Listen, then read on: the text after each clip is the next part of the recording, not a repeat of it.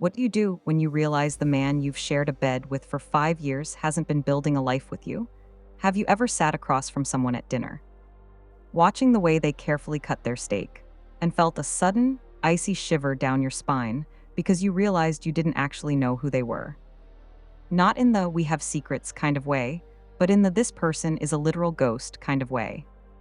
What do you do when you realize the man you've shared a bed with for 5 years hasn't been building a life with you, but has been using you as a silent, unwitting bank for a life he has elsewhere?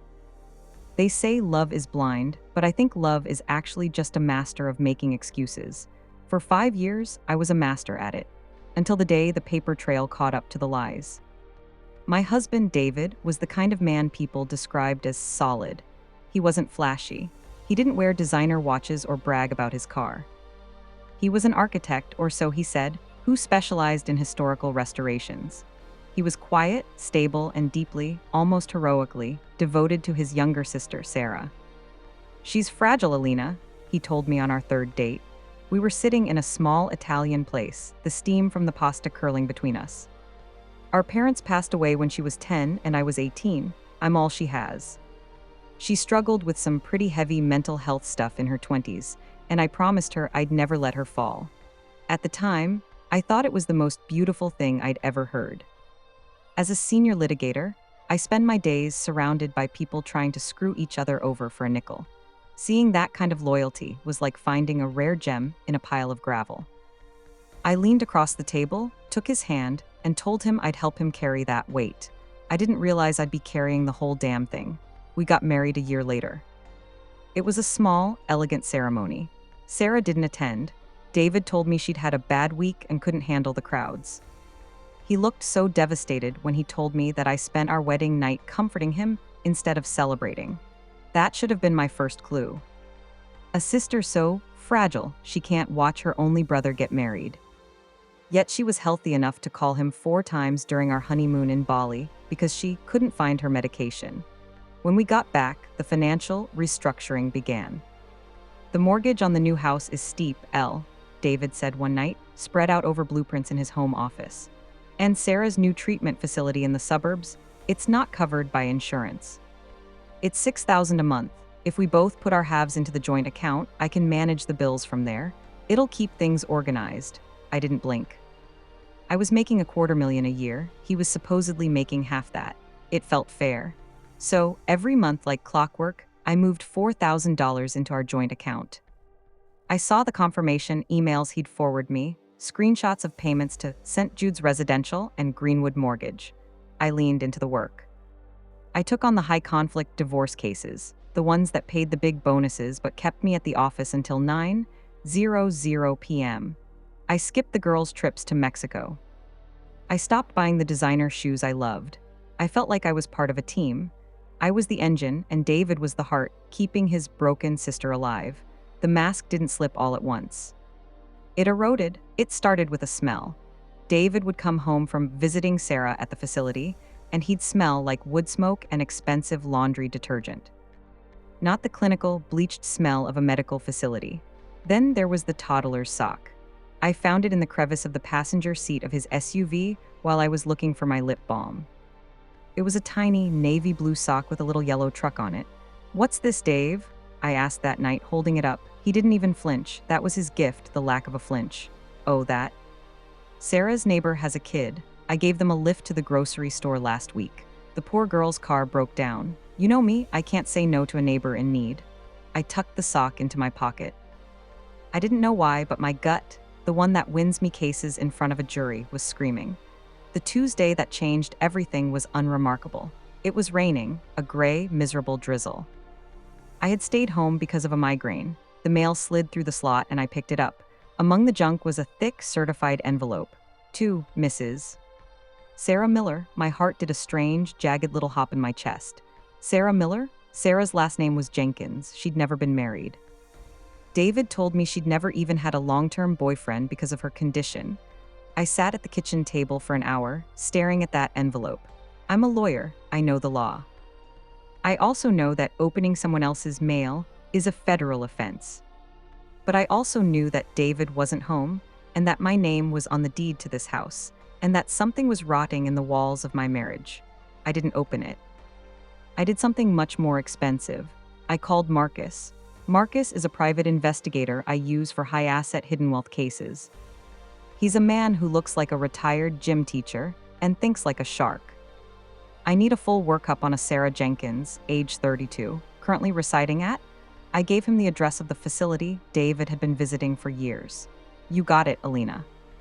Give me 48 hours. 48 hours later, Marcus met me in a park. He didn't say a word. He just handed me a manila folder. I sat on a damp bench and opened it. The world went white. There was no St. Jude's residential. The address was a luxury townhouse in a gated community. The treatment facility I had been paying for was a $1.2 million home. Then came the photos. There was David, but he wasn't the quiet, tired architect I knew. He was wearing a bright polo shirt, laughing, lifting a 4-year-old boy into the air. Beside him was a woman. She was beautiful with long, dark hair and a radiant smile. She wasn't fragile. She wasn't broken. She was Sarah. And according to the marriage certificate Marcus found, she had been Sarah Miller since 2016. David hadn't married me in 2021 as a bachelor. He had married me while he was already married. I wasn't his wife. I was his mistress with a high-paying job. I was the client he told Sarah he was working for. I didn't throw up, though I wanted to. I didn't scream. I felt a cold, crystalline rage settle over my bones. I went back to the office and looked at the confirmation screenshots David had sent me over the years. I looked at the metadata. He hadn't been paying a mortgage. He had been using Photoshop to change the names on his personal transfers to Sarah's private account. Every cent I had worked for, the late nights, the stress, the sold car, had gone toward paying off their asterisk house, asterisk their asterisk son's private preschool, asterisk their asterisk life. He had turned my empathy into a weapon and used it to slit my throat. I didn't go home that night. I went to a hotel and ordered a bottle of the most expensive bourbon they had. I sat in the dark and drafted a plan. A divorce wouldn't work. If I filed for divorce, a judge might see a complex family situation. David would lie and say we had an open arrangement or that I knew. He'd fight for the house. He'd fight for a settlement. No. I didn't want a civil suit. I wanted a criminal record. I spent the next month being the perfect wife. It was the hardest acting job of my life. Every time he kissed me, I felt like I was being touched by a reptile. Every time he talked about poor Sarah's progress, I had to grip the edge of the table to keep from stabbing him with a steak knife. I doubled my contribution to the joint account. I want us to be debt-free by next year, honey, I told him, stroking his hair. Let's really push. He beamed. He actually beamed. You're an angel, Alina. I don't know what we'd do without you. He wasn't even hiding it anymore. During that month, I made a quiet visit to the luxury townhouse. I waited until David was at a site visit in another city. I knocked on the door. Sarah opened it. She was wearing an apron. She looked like a woman who loved her life. Can I help you? She asked. Sarah, I'm Alina. I'm the woman who's been paying your mortgage for the last 5 years. The conversation that followed lasted 4 hours. I showed her the bank statements.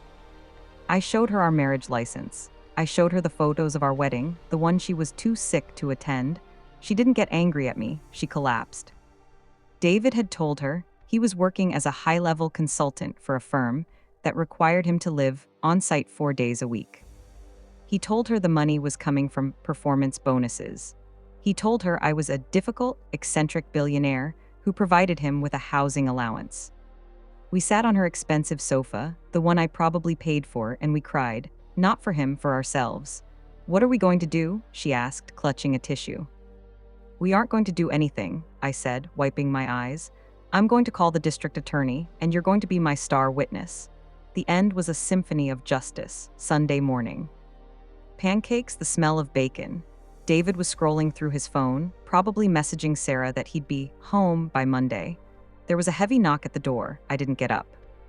I just kept sipping my coffee. Who's that at this hour? David muttered, walking to the door. He opened it to 3 officers and a detective I'd been briefed by 2 days prior. David Miller. You're under arrest for bigamy, grand larceny by trick, and multiple counts of financial fraud. David's face didn't just go pale, it went gray. He turned to me, his eyes wide, his mouth working but no sound coming out. He looked for the soft Alina. He looked for the woman who would believe any lie as long as it was wrapped in a sad story. He didn't find her.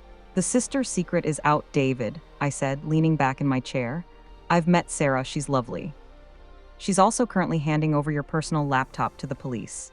Alina, wait, I can explain, it was for the kid? You didn't do it for the kid, I snapped, standing up. You did it because you're a parasite. You wanted 2 lives and you wanted me to pay for both of them. You didn't marry me, you recruited an investor. Well, the investment just went bust. As they let him out in handcuffs, the neighbors watched from their lawns. I walked to the edge of the driveway and watched the patrol car pull away. I didn't get all my money back. Legal fees and the sheer complexity of his fraud meant I lost a lot, but I got the house, I got his car. And I got the satisfaction of knowing that for the next 7 to 10 years, David Miller wouldn't have any sisters, or wives, or clients to bleed dry. He'd just have a cellmate and a lot of time to think about the fact that he picked the wrong woman to lie to. Don't ever let someone tell you that being too kind is a weakness. Kindness is a gift. But when you find out someone is using that gift to build a cage for you, you don't just leave. You burn the cage down and make sure they're still inside when you do.